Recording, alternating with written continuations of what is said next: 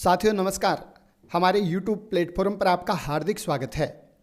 राजस्थान सरकार के जो कर्मचारी 1 जुलाई 2022 के बाद में सेवानिवृत्त हुए हैं, उनकी पेंशन कुलक ऑनलाइन भरी जाएगी, ऑफलाइन स्वीकार नहीं है। पेंशन कुलक ऑनलाइन करते समय किन किन स्टेप्स को फॉलो करना पड़ेगा, एम्प्लॉय को क्या प्रक्रिया अपनानी पड़ेगी, एक डीडीओ को क्या प्रक्रिया अपनानी पड़ेगी और डिजिटल साइन के लिए क्या प्रक्रिया अपनानी पड़ेगी, आज इन सभी बिंदुओं की विस्तार से अपन चर्चा करेंगे। बात करें पेंशन कुलक ऑनलाइन करते समय 3 स्टेप फॉलो करने पड़ते हैं। सबसे पहला जो स्टेप है वह एम्प्लॉय के द्वारा किया जाएगा। पेंशनर द्वारा पेंशन कुलक भरते समय की जाने वाली प्रक्रिया का विवरण, पहला स्टेप एम्प्लॉय का है। सेकंड स्टेप की बात करें तो दूसरा जो स्टेप है वह एचओ द्वारा की जाने वाली प्रक्रिया का विवरण है, अर्थात डीडीओ क्या काम करेगा। डीडीओ को पेंशन कुलक एम्प्लॉय के द्वारा प्राप्त पेंशन कुलक पर कौन सी प्रक्रिया अपनानी पड़ेगी, क्या क्या काम करने पड़ेंगे, सेकंड स्टेप इसके बारे में है। तीसरे स्टेप की बात करें तो पेंशन कुलक पर डिजिटल साइन कैसे होंगे, इस प्रक्रिया को विस्तार से हम यहाँ आपको बताएंगे। बात करें फर्स्ट स्टेप की कि एम्प्लॉय के द्वारा पेंशन कुलक ऑनलाइन करते समय क्या क्या प्रक्रिया अपनानी पड़ेगी, क्या क्या कार्य करने होंगे, इससे संबंधित एक विशेष वीडियो हमारे चैनल पर उपलब्ध है, वहाँ से आप देख सकते हैं। फिर भी इस वीडियो में भी हम आपको संक्षिप्त रूप से इस प्रथम स्टेप के बारे में विस्तार से बताने जा रहे हैं। इसके लिए सबसे पहले अपने को गूगल पर चलना है और उसके बाद में यहाँ आपको गूगल पर ई पेंशन टाइप करना है। आपको IFPMS भले ही आप टाइप नहीं करें, ई पेंशन टाइप कर दें तो भी आपको गूगल IFPMS पर ले जाएगा। यहाँ आपको IFPMS की टैब दिखाई दे रही है, इस पर आप क्लिक करेंगे, ऐसा इंटरफेस आपके सामने ओपन होगा। इस इंटरफेस में सबसे पहला जो ऑप्शन दिया हुआ है पेंशनर सर्विस का, यहाँ आपको दिख रहा है e pension, pensioner login, pre 2016 revision, ऐसे कुछ ऑप्शन दिए हुए हैं। पेंशन कुलक कर्मचारी के द्वारा ऑनलाइन करने के लिए ई पेंशन वाले ऑप्शन पर, ई पेंशन वाली टैब पर क्लिक करना होगा। यहाँ नीचे व्यू स्टेटस भी दिया हुआ है, ई पेंशन या फिर ई PPO डाउनलोड। जब भी पेंशन कुलक स्वीकार हो जाएगी पेंशन विभाग के द्वारा तो कर्मचारी अपना PPO नंबर यहाँ से डाउनलोड कर सकता है। यहाँ सबसे पहले प्रथम स्टेप की बात करेंगे तो ई पेंशन वाले ऑप्शन पर अपने को क्लिक करना है। एम्प्लॉय के खुद के एम्प्लॉय ID अर्थात यूजर ID और पासवर्ड जो पे मैनेजर के हैं उनके खुद के एम्प्लॉय के, वह लगाकर कैप्चा कैलकुलेशन करके यहाँ लॉगिन होना है। जैसे ही आप लॉगिन होते हैं ऐसा इंटरफेस आपके सामने ओपन आएगा। यहाँ बहुत सारी जो जानकारियाँ हैं ये ऑटो फिल होंगी, आपको कुछ भी नहीं करना है। जो जानकारियाँ ऑटो फिल नहीं हैं उन जानकारियों को आप, उन सूचनाओं को आप 1 बाय 1 करते हुए भरते हुए चलेंगे। ध्यान रहे कि रिकॉर्ड बिल्कुल सही होना चाहिए, किसी प्रकार की कोई गलती आप नहीं करेंगे।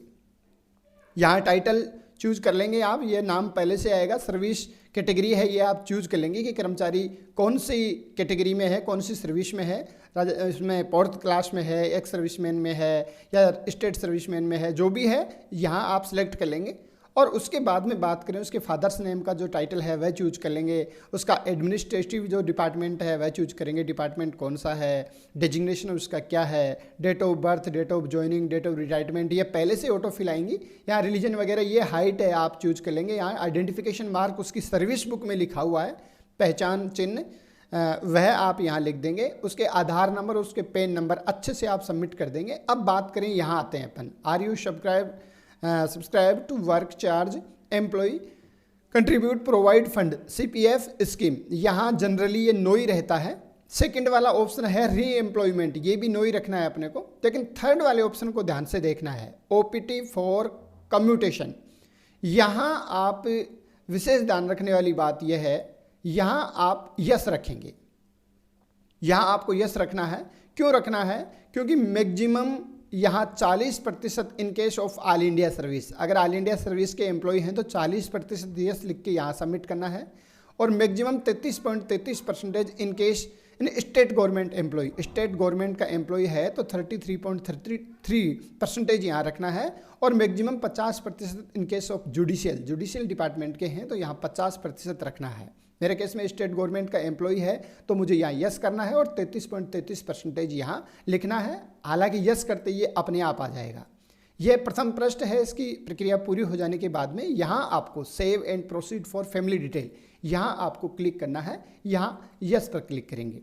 सेकंड जो ऑप्शन है, यहाँ आप देख रहे हैं बहुत सारे पेज हैं। यह प्रथम पेज प्रोफाइल वाला कंप्लीट हो गया है। सेकंड पेज है फैमिली डिटेल एंड नॉमिनेशन का। फैमिली डिटेल एंड नॉमिनेशन में भी बहुत सारे पेज हैं। डिटेल ऑफ फैमिली है, nomination for area and commutation का है, फिर नॉमिनेशन फॉर ग्रेजुइटी का है, प्रू है, ये ऑप्शन है। पहला पृष्ठ है सेकंड का पहला पृष्ठ है detail of family, form number 3। इसमें जो भी फैमिली मेंबर हैं यहाँ आपको ऐड करना है। हालांकि पहले से ऐड की हुई आएंगे, नहीं आते हैं तो यहाँ से आप ऐड ऑप्शन से यहाँ से क्लिक कर सकते हैं और उनका नाम है, उसका डेट ऑफ बर्थ है, सेक्स है, रिलेशन है, मैरिड स्टेटस है, और उसकी कोई डिजीज है, कोई बीमारी है, डिसऑर्डर है, डिसेबिलिटी है तो वो करना है, और उसका एड्रेस करके यहाँ आपको सेव कर देना है, ऐड कर देना है। एम्प्लॉय ऐड हो जाएगा। इस प्रकार से सभी फैमिली मेम्बर्स की आप जो नाम है वह यहाँ ऐड कर देंगे। ऐड करने के बाद में यहाँ आपको save and proceed for pension area nominee, इस वाले ऑप्शन पर क्लिक करना है। ये ऑप्शन आ जाएगा। यहाँ अपन बात करते हैं नॉमिनी चूज करना है अपने को एरियर और कम्यूटेशन के लिए। तो उन फैमिली मेंबर्स में किस मेंबर को आप नॉमिनी नियुक्त करना चाहते हैं उस वाले ऑप्शन पर आप क्लिक करेंगे। मेरे केस में एक ही है तो स्वतः ही आ गया। आपके केस में ज़्यादा हो सकते हैं तो यहाँ चेकबॉक्स बना हुआ है, उस चेकबॉक्स पर आप क्लिक करेंगे। और चेकबॉक्स नहीं है तो भी कोई फ़र्क नहीं पड़ेगा, क्योंकि यहाँ जो पेंशन एरियर है यहाँ आपको शेयर देना है। मेरे केस में एक ही है तो मैंने 100% जो है शेयर इसी को दे दिया है, और आगे उसका जो एड्रेस वगैरह आ ही जाएगा। अल्टरनेट नॉमिनी है नहीं मेरे पास, तो मैंने यहाँ कुछ भी नहीं रखा है।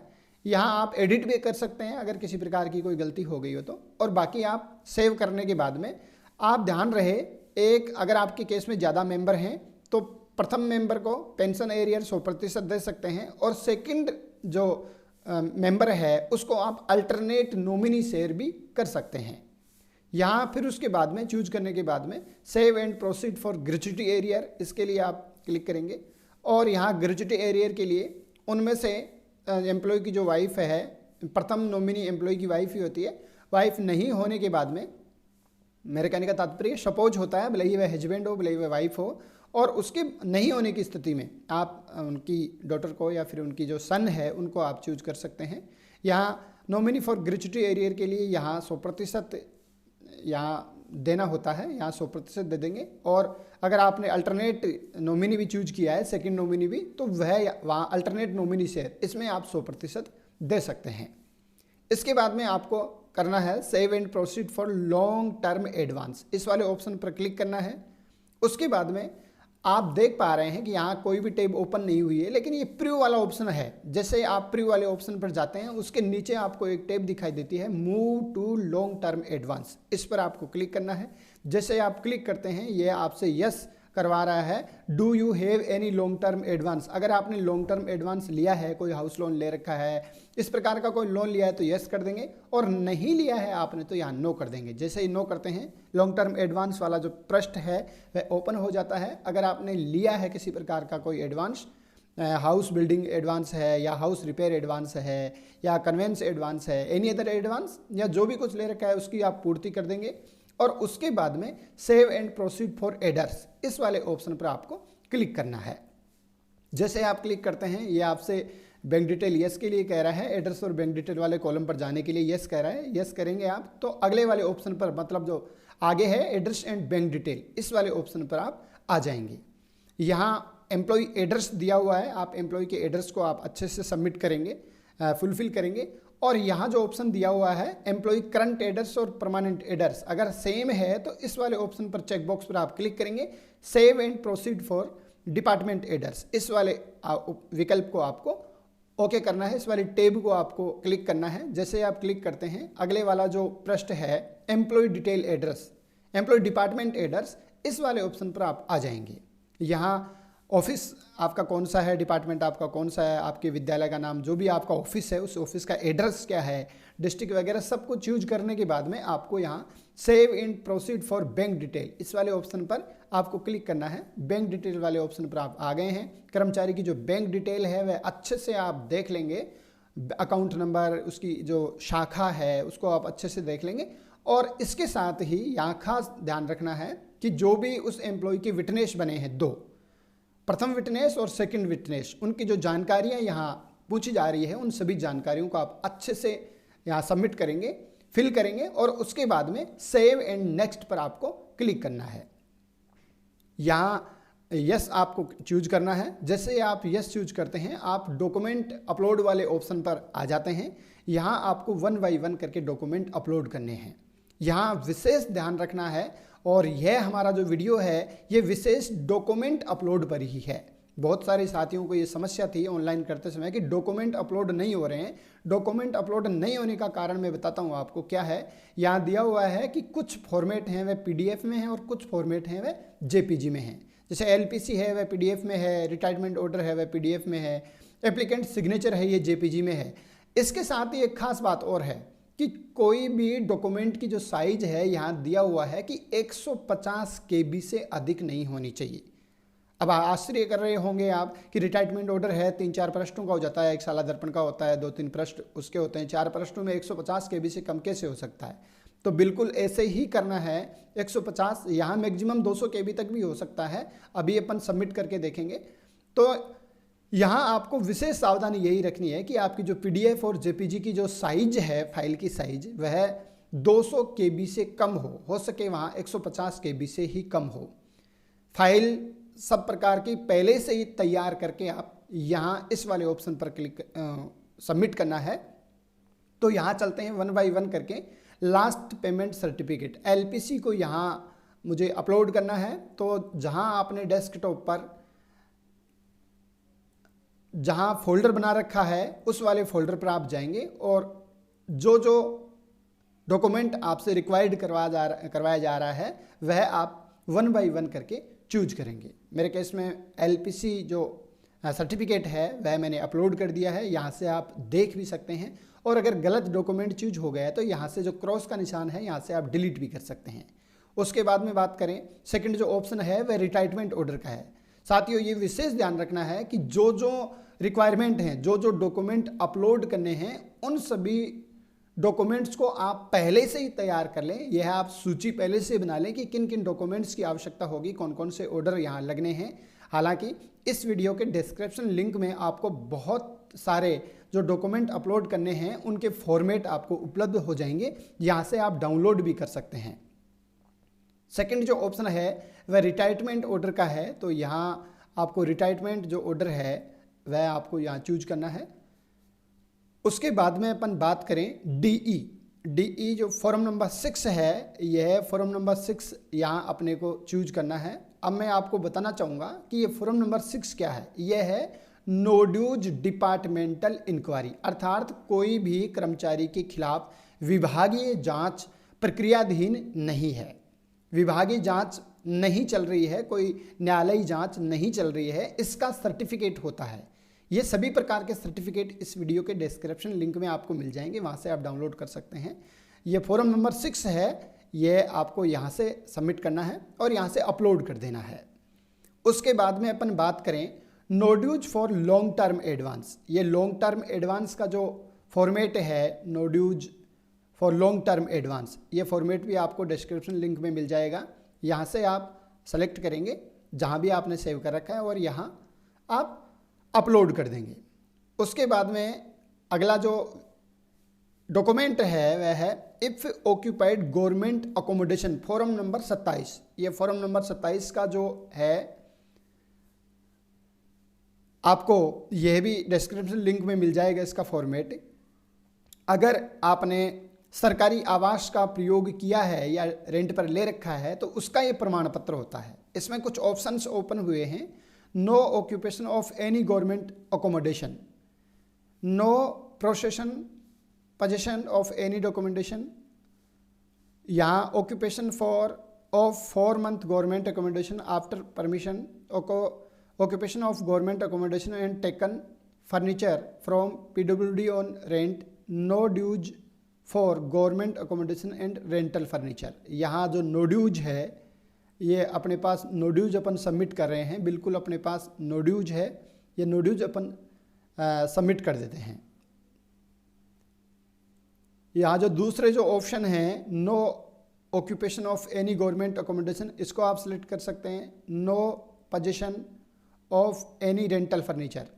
ये दो ऊपर वाले, क्योंकि आपने किसी प्रकार के कोई सरकारी आवास का प्रयोग नहीं किया है, न कोई रेंट पर लिया है, आपके पास नो ड्यूज है, तो आप यहाँ यस करेंगे।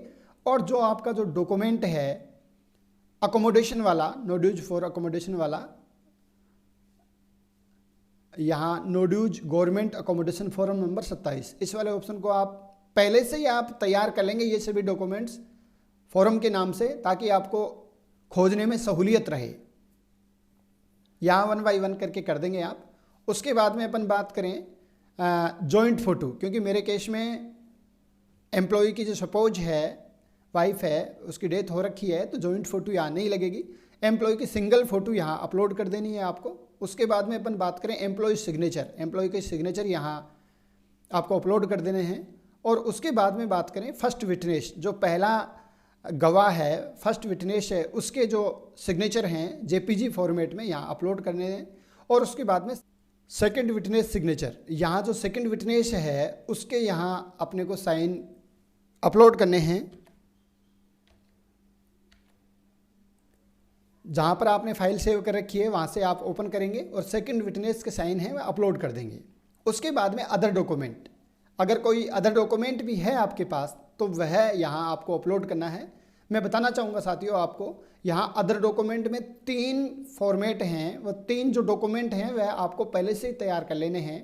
आपको बताना चाहूँगा अदर डॉक्यूमेंट में कौन कौन से डॉक्यूमेंट आपको तैयार करने हैं। एक तो शपथ पत्र कर्मचारी का, अगर उसकी पत्नी है वह डेथ हो रखी है तो उसको नॉमिनी किसने बनाया है वह शपथ पत्र कर्मचारी यहाँ पेश करेगा, वह शपथ पत्र प्रथम पृष्ठ। सेकंड पृष्ठ जो है उसकी डेथ सर्टिफिकेट हो जाएगा अगर डेथ केस है तो।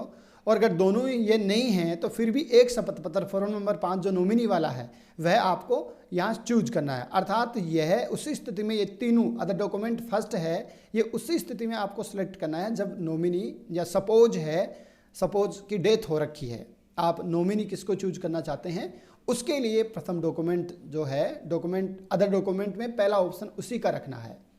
यहाँ अदर डॉक्यूमेंट जो फर्स्ट है उसको मैं यहाँ चूज कर लेता हूँ, अदर डॉक्यूमेंट फर्स्ट ओपन, यहाँ मैं अपलोड कर देता हूँ अदर डॉक्यूमेंट फर्स्ट।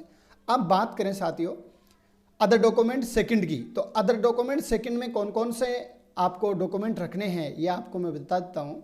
जो प्रथम है वह नो ड्यूज है, समेकित अदेयता प्रमाण पत्र है, पहला पृष्ठ। अदर डॉक्यूमेंट सेकंड का जो पहला पृष्ठ है वह समेकित अदेयता प्रमाण पत्र होगा, नो ड्यूज होगा, विद्यालय की तरफ से जो मिलेगा संस्था की तरफ से। उसके बाद में सेकंड नंबर है वह सेवा सत्यापन प्रमाण पत्र होगा, सेवा सत्यापन प्रमाण पत्र सेकंड नंबर पर रखना है। और थर्ड नंबर पर जो डॉक्यूमेंट है वह उपार्जित अवकाश नगदीकरण भुगतान प्रमाण पत्र, ये आपको रखना है। इन सभी फॉर्मेट्स की जो कॉपी है इसी वीडियो के डिस्क्रिप्शन लिंक में आपको मिल जाएगी, वहाँ से आप डाउनलोड कर सकते हैं और यहाँ उसको अच्छे से तैयार करके यहाँ आप अपलोड कर सकते हैं। यहाँ जो सेकंड ऑप्शन है अदर डॉक्यूमेंट सेकंड का, जहाँ आपने सेव कर रखा है अदर डॉक्यूमेंट सेकंड के नाम से, वह यहाँ आप अपलोड कर देंगे। अपलोड करने के बाद में आप देख पा रहे हैं साथियों कि अपलोडेशन की डॉक्यूमेंट अपलोडेशन की जो सारी स्टेप हैं वह आपने क्लियर कर ली हैं, सारे डॉक्यूमेंट आपने अपलोड कर लिए हैं। सब प्रकार के डॉक्यूमेंट अपलोड करने के बाद में सेव एप्लीकेशन पर क्लिक करना है। जैसे ही आप सेव एप्लीकेशन पर क्लिक करते हैं please check your entries before final submission, ये वाला टैब आपको ओपन होता है, पॉपअप ओपन होता है, यहाँ आपको यस करना है। जैसे ही आप यस करते हैं एक नई पॉपअप विंडो अर्थात यूँ कहें एक नई विंडो ओपन होती है। यहाँ आप देख रहे हैं बीच में ही एक ऊपर पॉपअप ब्लॉक का मैसेज आया है, यहाँ से आप इस पॉपअप ब्लॉक के मैसेज को आप ओपन करेंगे और यहाँ से आपको इस पॉपअप मैसेज है उसको अलाउ करना है। जैसे ही आप अलाउ करेंगे तब ही आपकी जो ई कुलक की जो PDF है उस स्थिति में डाउनलोड हो सकती है। आप यहाँ से इसको अलाउ करें। इसके बाद में जिसमें फाइनल सबमिट का ऑप्शन आपको दिखाई देता है, फाइनल सबमिट से पहले यहाँ ऑप्शन है फॉरवर्ड टू HO। यहाँ जैसे ही इसको ओपन करते हैं ये लिस्ट ओपन होती है। मेरे केस में जो दोनों नाम दिखाई दे रहे हैं ये दोनों ही मेरे विद्यालय से ट्रांसफ़र हो गए हैं, अर्थात वर्तमान में जो DDO है उसकी इन्फॉर्मेशन यहाँ शो नहीं हो रही है। ऐसी स्थिति में आपको क्या करना है, पे मैनेजर का जो DDO लॉगिन है उस DDO लॉगिन की यूजर ID और पासवर्ड लगाकर ओपन होना है।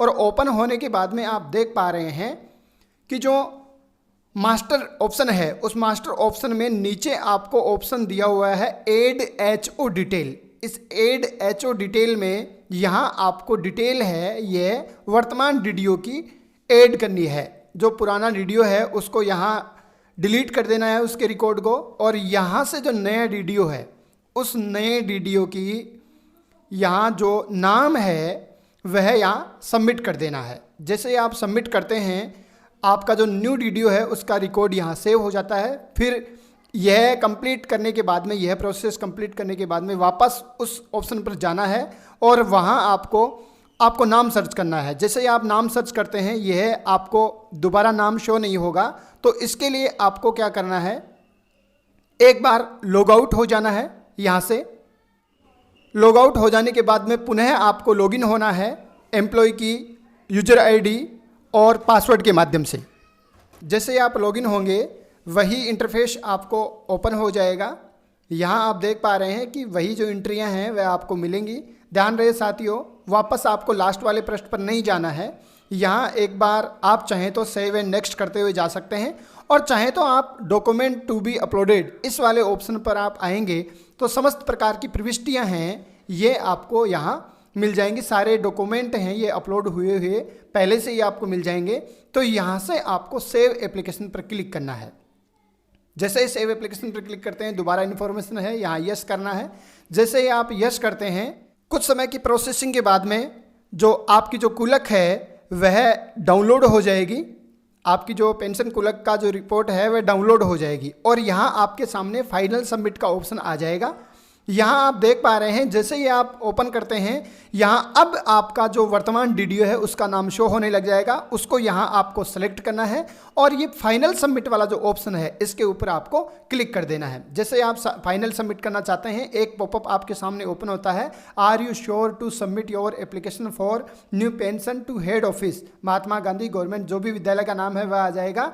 No change it allowed after final submission. Final submission के बाद में किसी प्रकार का कोई परिवर्तन नहीं होगा, तो यहाँ आपको यस कर देना है। जैसे आप यस करते हैं आई एक्नॉलेजमेंट एग्री जो आपको पुनः रिकन्फर्मेशन करवा रहा है, यहाँ आपको यस कर देना है। जैसे ही आप यस करते हैं कुछ समय की प्रोसेसिंग आपको लग सकती है और कुछ समय की प्रोसेसिंग के बाद में your application successfully forward to head of office, जो HO है उसकी पर्सनल लॉगिन आईडी के ऊपर आपकी जो ई पेंशन कुलक की जो एप्लीकेशन है वह फॉरवर्ड हो जाएगी। जैसे ही आप यहाँ ओके करेंगे आपकी जो पेंशन कुलक की जो फाइल है आपने अभी जो सबमिट की है वह DDO की पर्सनल लॉगिन आईडी पर फॉरवर्ड हो गई है।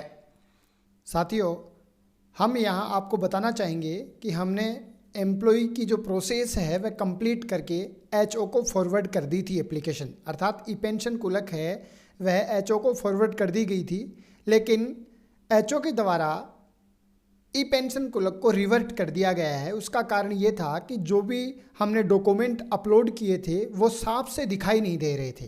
तो हम यहाँ आपको बताना चाहेंगे कि 200 KB से कोई भी फाइल अधिक नहीं होगी, लेकिन इसमें एक खास बात हम आपको बताना चाहेंगे कि जो अदर डॉक्यूमेंट है, अदर डॉक्यूमेंट में चाहे वह अदर डॉक्यूमेंट 1 हो चाहे वह अदर डॉक्यूमेंट 2 हो, कोई भी पृष्ठ जहाँ तक संभव हो 2 पृष्ठों से अधिक नहीं होना चाहिए।